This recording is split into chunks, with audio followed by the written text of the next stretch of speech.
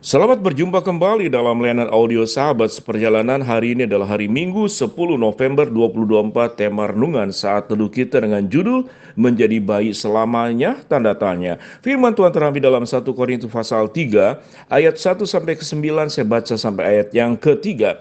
Dan aku saudara-saudara pada waktu itu tidak dapat berbicara dengan kamu seperti dengan manusia rohani, tetapi dengan manusia duniawi yang belum dewasa dalam Kristus. Susulah yang kuberikan kepadamu bukanlah makanan keras, sebab kamu belum dapat menerimanya, dan sekarang pun kamu belum dapat menerimanya, karena kamu masih manusia duniawi. Sebab di antara kamu ada iri hati perselisihan. Bukankah hal itu menunjukkan bahwa kamu manusia duniawi dan kamu masih hidup secara manusiawi? Mari kita berdoa.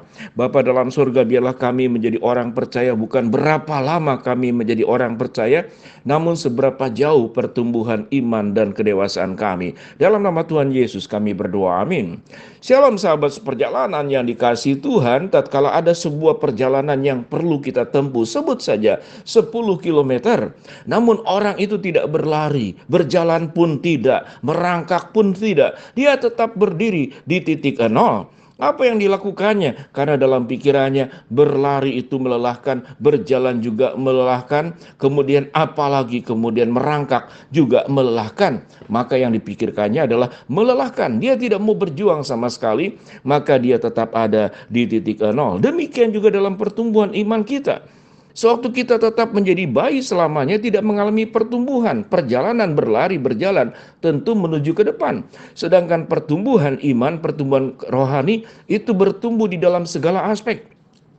Secara kemandirian dalam fisik pun sama. Tentu bayi sangat bergantung kepada setiap orang dewasa, ibunya, ayahnya, neneknya, kakeknya, atau orang yang menjaganya. Dia tidak bisa melakukan semuanya sendiri. Yang bisa dilakukannya adalah hanya menangis. Menangis dan menangis dalam artian dia hanya terus-menerus meminta bantuan dari pihak lain. Namun baik dalam proses pertumbuhannya 2 bulan, 3 bulan, dia mulai bisa makan makanan keras, makan makanan lembut. Kemudian mengalami sebuah proses pertumbuhan. Dia sudah mulai bisa duduk, dia sudah bisa berdiri, dia berjalan. Pada usia tertentu dia akan mengalami pertumbuhan di dalam seluruh aspeknya. Pertumbuhan itu tentu membahagiakan bagi keluarga yang memiliki anak.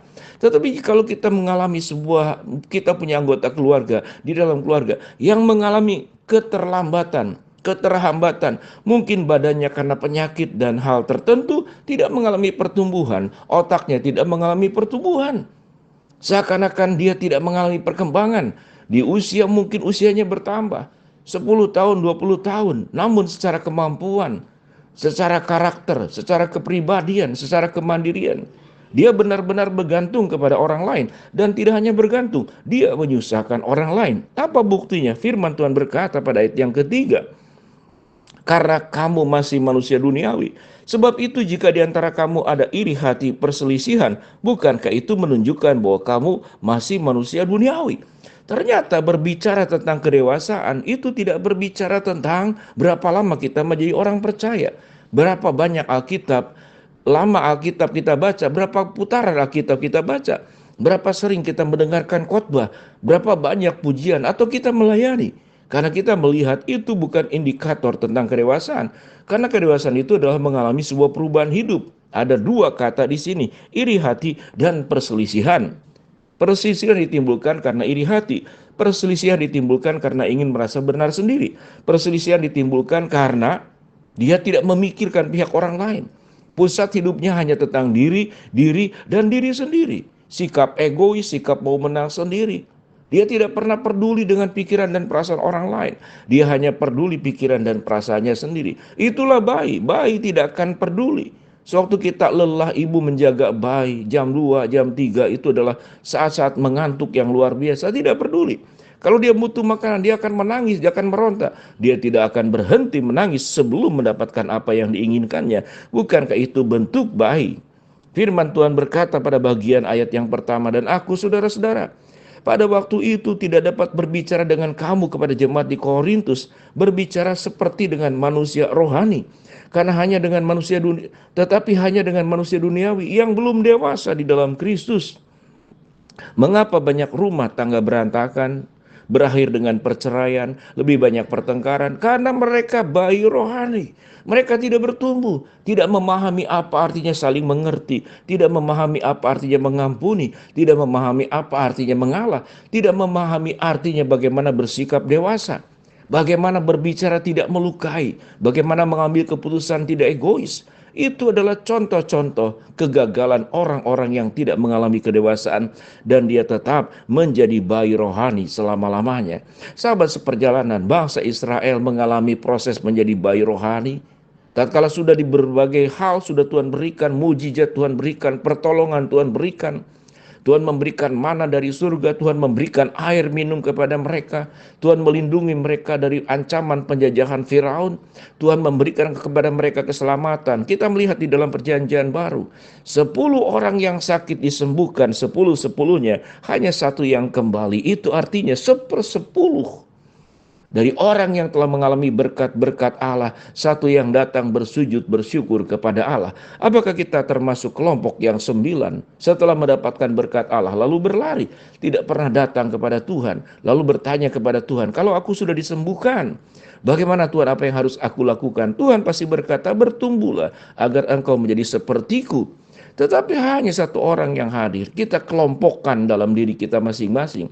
Apakah kita termasuk kelompok yang satu orang yang datang kepada Tuhan bersyukur, mengalami sebuah proses pertumbuhan siap mengikut Yesus, atau kelompok 90% orang yang statusnya hanya sebagai orang percaya, KTP-nya adalah orang Kristen, yang mungkin juga rajin ibadah, rajin baca Alkitab, melayani mungkin. Mengapa banyak konflik dalam pelayanan? Karena mereka hanya melayani, tetapi mereka tidak bertumbuh. Sedangkan yang berumah tangga dibangun di dalam sebuah janji nikah yang sangat kudus, setia di dalam segala keadaan, namun dalam prosesnya hanyalah ucapan. Tidak dibentuk, tidak dilakukan, tidak diwujudkan dalam sebuah kehidupan yang nyata. Maka yang terjadi firman Tuhan katakan adalah perselisihan yang disebabkan oleh iri hati. Iri hati karena berpusat diri, makanya berselisih. Selalu menyalahkan orang lain. Tidak pernah mengoreksi dirinya. Yang dilakukan adalah mengoreksi orang lain, mengkritik orang lain, menyalahkan orang lain, lalu membenarkan diri sendiri. Diriku tidak pernah salah. Lalu pada akhirnya setiap kita menjadi Tuhan buat diri sendiri. Kalau sudah jadi Tuhan buat diri sendiri, maka kita sedang tidak menyembah Allah. Kita sedang memberhalakan pikiran kita, memberhalakan pendapat kita, memberhalakan hawa nafsu kita, lalu semua yang ada pada diri kita sebagai kebenaran, dan Tuhan dipinggirkan, Tuhan disingkirkan. Tidak pernah kita mau membuka telinga hati kita, pikiran kita, perasaan kita, lalu berkata, Tuhan ujilah aku, selidikilah aku. Kalau ada dosa di dalam diriku, Tuhan, Engkau tunjukkan. Biarlah aku bertobat, aku merubahnya, aku memperbaikinya. Sehingga aku tidak menjadi bayi rohani selamanya. Tapi aku menjadi manusia yang bertumbuh menjadi dewasa. Yang tidak hanya susu yang aku minum, tapi aku siap memakan makanan keras. Berani menghadapi problem masalah hidup yang keras. Lalu bertumbuh di dalam problem yang ada. Tidak menyalahkan keadaan, tidak menyalahkan orang lain, tapi berfokus kepada diri sendiri. Bagaimana aku bisa menjadi makin baik dari waktu ke waktu, agar aku menjadi orang yang dewasa secara rohani dan tidak menjadi bayi rohani selamanya. Mari kita berdoa.